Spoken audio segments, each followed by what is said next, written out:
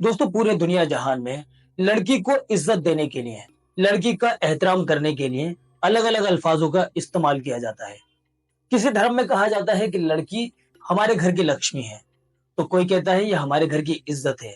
हर समाज में लड़की की इज्जत, उसका ओहदा बहुत ज्यादा होता है। लेकिन आज की वीडियो में हम आपको एक ऐसी सच्ची कहानी सुनाने जा रहे हैं, एक ऐसी बेटी की, एक ऐसी लड़की की कहानी सुनाने जा रहे हैं जिसके बारे में जिसने भी सुना, हर एक बस यही कहता था कि अगर ऐसी बेटी हो तो ना होना बेहतर है। हरियाणा के हिसार में रहने वाली सोनिया, जिस घर में वो पली बड़ी, जिस घर में वो रहा करती थी, उसी घर के 8 मेंबर को मौत के घाट उतार दिया। मरने वालों में सोनिया की माँ, सोनिया के पिता, सोनिया की भाई और भाभी, सोनिया के भाई के 3 बच्चे और सोनिया की छोटी बहन। 8 लोग थे। 8 लोगों को उस घर के अंदर बेरहमी से कत्ल कर दिया जाता है, उनकी हत्या कर दी जाती है। और ये किसी और ने नहीं, बल्कि इस सोनिया ने अपने पति के साथ मिलकर किया था। दोस्तों ये कहानी है सन 2001 की। हिसार में रहने वाले रेलू पूनिया, जो कि एमएलए रह चुके थे, उनके घर में एक ऐसी बेटी जन्म लेती है जो बड़े होकर अपने पूरे परिवार को खत्म कर देती है। बेटी का नाम सोनिया, सोनिया का भाई, उसकी भाभी और उनके 3 बच्चे, और इधर सोनिया की छोटी बहन और सोनिया के माता पिता। ये कुल मिलाकर 9 लोगों का परिवार एक बहुत अच्छी खासी जिंदगी जी रहा था। काफी अच्छे आलीशान बंगले में ये लोग रहा करते थे। सोनिया की मुलाकात होती है संजीव से। संजीव और सोनिया आपस में एक दूसरे से इतनी ज्यादा मुलाकात करते हैं कि ये बातचीत प्यार का रंग ले लेती है, और ये प्यार इतना ज्यादा बढ़ जाता है कि इन लोगों ने शादी करने का फैसला किया। जब अपने माँ बाप को बताते हैं तो सोनिया के माता पिता इसके लिए राजी नहीं थे, तो तब इन लोगों ने कोर्ट मैरिज कर ली। काफी वक्त तक सोनिया के माता पिता ने इस रिश्ते को अपनाया नहीं था, लेकिन कुछ वक्त के बाद सोनिया के पिता रेलू पूनिया ने इस रिश्ते को अपना लिया। अब उसके बाद में संजीव और सोनिया और इनका पूरा परिवार, सभी लोग हंसी खुशी जिंदगी गुजार रहे थे। इधर अक्सर सोनिया का जो झगड़ा है अपने भाई से प्रॉपर्टी को लेकर होता रहता था, क्योंकि सोनिया की माँ और सोनिया के जो बड़े भाई की माँ थी, ये दोनों अलग अलग थी। रेलू पूनिया ने 2 शादियां कर रखी थी। इस बात को लेकर अक्सर झगड़ा होता रहता था, क्योंकि सोनिया हमेशा चाहती थी कि अगर प्रॉपर्टी का बंटवारा हो जाए, यानी जिस प्रॉपर्टी पर भाई ने कब्जा किया हुआ है या जो भाई के अंडर में है, वो भाई से अगर मिल जाए, उसमें से हिस्सा मिल जाए, तो वो अपने हस्बैंड को, संजीव को दे दे और उस पैसे से उसका हस्बैंड बिजनेस स्टार्ट करे। काफी मुशक्कत के कोशिश करने के बाद में सोनिया का भाई इस बात पर एग्री नहीं होता है। अब जब सोनिया को प्रॉपर्टी के मामले को लेकर कोई सुलह नहीं हो पाती है, तो सोनिया और सोनिया का पति, ये दोनों लोग यानी संजीव और सोनिया, ये दोनों ही लोग मिलकर एक प्लान बनाते हैं। अब इस प्लान को अंजाम देने के लिए इन्होंने पहले एक पार्टी को ऑर्गेनाइज किया, और पार्टी थी बर्थडे पार्टी। बर्थडे भी सोनिया का ही था। सोनिया ने अपनी बर्थडे पार्टी घर के अंदर रखी। बर्थडे पार्टी रखने के बाद में सोनिया की जो छोटी बहन हॉस्टल में रहा करती थी, वहीं पर वो पढ़ाई कर रही थी, उसको आना पड़ जाता है। सोनिया के भाई, भाभी, उसके तीनों बच्चे और इधर सोनिया के माता पिता और कुछ रिलेटिव्स भी इसकी पार्टी में शरीक होते हैं। सोनिया की पार्टी में जब ये लोग शरीक होते हैं, सब लोग पार्टी से फारिग होने के बाद में अपने अपने घर चले जाते हैं। आखिर में सोनिया अपने माता पिता को, अपने परिवार के एक एक सदस्य को, उनकी खाने में ड्रग्स मिलाकर दे देती है। सुनने में यह आता है कि उसने अफीम मिलाई थी, तो अफीम या किसी तरह की कोई बेहोश करने वाली दवाई वो अपने माता पिता को और अपने पूरे परिवार को खाने में मिलाकर दे देती है। सभी लोग खाना वगैरह खाकर और सोने के लिए अपने अपने कमरे में चले जाते हैं, और फिर उसके बाद बेहोश हो जाते हैं, गहरी नींद में सो जाते हैं। अब ये जो सोनिया है, इसने पहले ही अपने पति के साथ मिलकर मर्डर का प्लान किया हुआ था। सबसे पहले सोनिया घर में से एक लोहे की रॉड लेती है, अपने पति के साथ, संजीव के साथ अपने पिता के रूम में जाती है। पिता बेखबरी की नींद सो रहे थे, क्योंकि वो बेहोश हो चुके थे। उनके सर पर रॉड से वार करती है और वो पिता वहीं पर दम तोड़ देते हैं। सोनिया जब अपने पिता को मारकर अपनी माँ के कमरे में जाती है, तो सोनिया की माँ अपने पोते के साथ में कमरे में सो रही थी। सो क्या रही थी, बल्कि बेहोश हो चुकी थी। यहाँ पर भी उसी रोड से इनको बेरहमी से मारा जाता है और इनका कत्ल कर दिया जाता है। उसके बाद में सोनिया अपने भाई के कमरे में जाती है। भाई, भाभी, छोटी बच्ची जो कि तकरीबन 45 दिन की बच्ची थी, 1.5 महीने की बच्ची, उसके साथ में बेसुध सो रहे थे। यहाँ पर सोनिया ने उनको रोड से नहीं मारा, बल्कि संजीव के पास, यानी सोनिया का जो पति था, उसके पास एक पिस्टल थी। संजीव अपने पिस्टल से उन तीनों लोगों के ऊपर फायर कर देता है। सोनिया ने अपने भाई, अपनी भाभी को तो मारा ही, यहाँ तक कि 45 दिन की छोटी सी मासूम सी बच्ची, उसके ऊपर भी उनको कोई दया नहीं आई, उसको भी वो मार देते हैं। उसके बाद वो अगले कमरे में जाते हैं जहां पर सोनिया की छोटी बहन, जो कि हॉस्टल में पढ़ा करती थी, सोनिया की पार्टी में शरीक होने के लिए आई थी।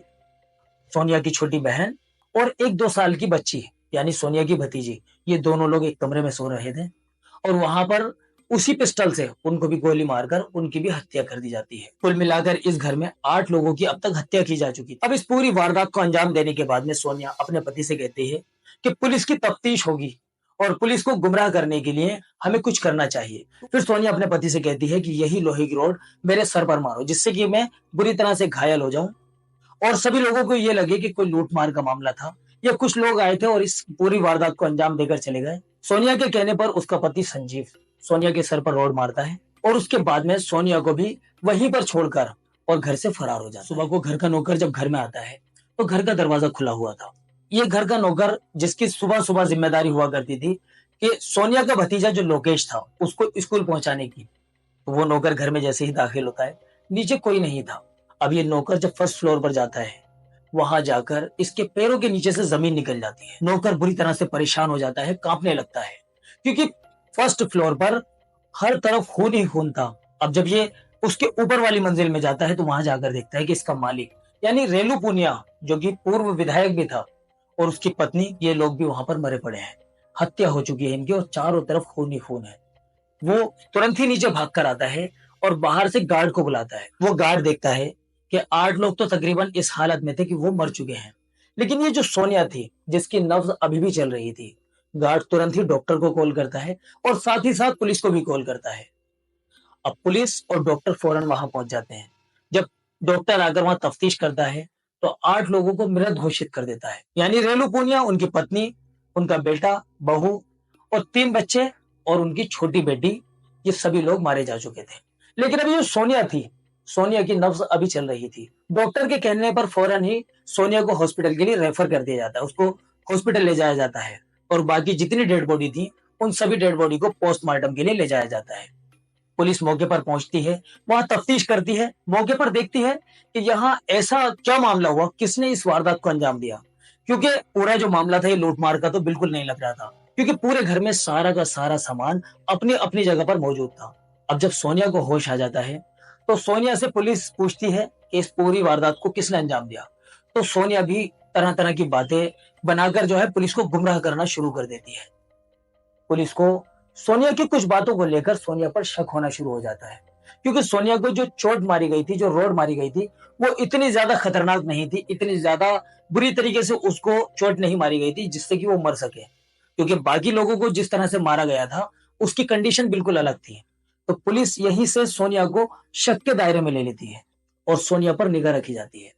सोनिया से अक्सर आकर पुलिस की पूछताछ शुरू हो जाती है।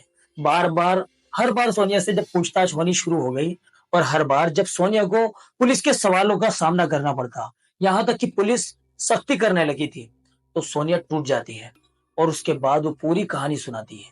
अब जब सोनिया के मुंह से अल्फाज निकलने शुरू होते हैं, वो पूरी कहानी बताती है कि किस तरह से उसने अपने पति के साथ मिलकर पूरी फैमिली को जो है मौत के घाट उतार दिया।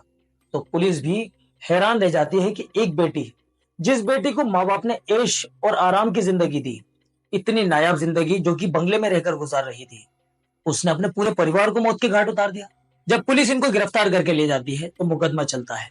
आखिरकार हाई कोर्ट के द्वारा इनको सन 2004 में फांसी की सजा दे दी जाती है। फांसी की सजा को रोकने के लिए ये सुप्रीम कोर्ट में अर्जी दाखिल करती है कि इनकी फांसी की सजा को रोक दिया जाए, लेकिन सुप्रीम कोर्ट की तरफ से भी इनकी जो अर्जी थी उसको जो है खारिज कर दिया जाता है। उसके बाद में राष्ट्रपति को सोनिया की तरफ से अर्जी दाखिल की जाती है, चिट्ठी लिखी जाती है और ये अपनी फांसी की जो सजा थी उसको रोकने की अपील करती है। उस वक्त के जो राष्ट्रपति थे, राष्ट्रपति प्रणब मुखर्जी, वो इस अर्जी को खारिज कर देते हैं। आखिरकार ये मुकदमा चल ही रहा था और फिर सुप्रीम कोर्ट में सुनवाई होने के बाद में इनकी सजा को उम्र कैद में तब्दील कर दिया जाता है। इसके बाद सोनिया अभी बाज नहीं आती। जेल में रहने के बाद में ये वहां के कैदियों को, वहां जो बंदी बनी हुई औरतें थी, उनको तरह तरह के हैरेसमेंट करती थी, तरह तरह के टॉर्चर करती थी। एक मर्तबा इसने आत्महत्या करने की कोशिश की। जिस बैरक में इसको कैद करके रखा गया था, उसी बैरक में इसने स्टूल की मदद से पंखे पर अपना दुपट्टा डाला और वहां पर फांसी का फंदा बनाकर आत्महत्या करने की कोशिश की। लेकिन वहीं पर जो बंदी थे उन्होंने वहां पर शोर शराबा किया और जो वहीं के बैरक की वार्डन थी वो आई और उसने इनको किसी तरह से बचाया। इसके बाद में तकरीबन सन 2017 में इसका पति पैरोल पर तकरीबन 28 दिन के लिए इसे छोड़ दिया जाता है। इसको 28 दिन के बाद में जेल में वापसी करनी थी, जेल में वापस आना था। लेकिन ये जब पैरोल पर छोड़ दिया जाता है तो उसके बाद में गायब हो जाता है, पुलिस के हाथ ही नहीं आता। काफी ज्यादा पुलिस की मेहनत और मुशक्कत करने के बाद में एसटीएफ को इस पूरे मामले को सौंप दिया जाता है और फिर इसको गिरफ्तार करके दोबारा से जेल में डाल दिया। दोस्तों, इस वक्त हमारे समाज में इस तरह की वारदात बेइंतहा सामने आ रही हैं। तरह तरह की वारदात हर रोज हमें सुनने को मिलती है। किसी के ऊपर भी एकदम अंधविश्वास ना कर सके। हालांकि ये तो घर की बेटी थी, इसके ऊपर कोई क्या शक करता। भला घर की बेटी भी कोई ऐसा कारनामा कर सकती है? इतना पत्थर दिल कोई शायद ही हो। एक जो केस हमने अमरोहा का सुना था, शबनम का, ये तो उससे भी ज्यादा भयानक केस है। इस तरह की जो वारदात हम लोगों के सामने आती हैं, ये हमें सतर्क होने के लिए दस्तक देती हैं। दोस्तों, इस वीडियो को आगे भी शेयर करें। आप हमारे चैनल को सब्सक्राइब करने के साथ साथ बेल आइकन पर भी क्लिक कर लीजिएगा, ताकि जब कभी भी हम इसी तरह की कोई वीडियो, कोई सच्ची घटना या कोई भी ऐसी वारदात के बारे में हम आपको बताने के लिए कोई वीडियो बनाएं, तो उसकी नोटिफिकेशन आप लोगों तक पहुंच सके। चलिए दोस्तों, अब आप अपना ख्याल रखिए और हमें इजाजत दीजिए। मिलते हैं अगली वीडियो में।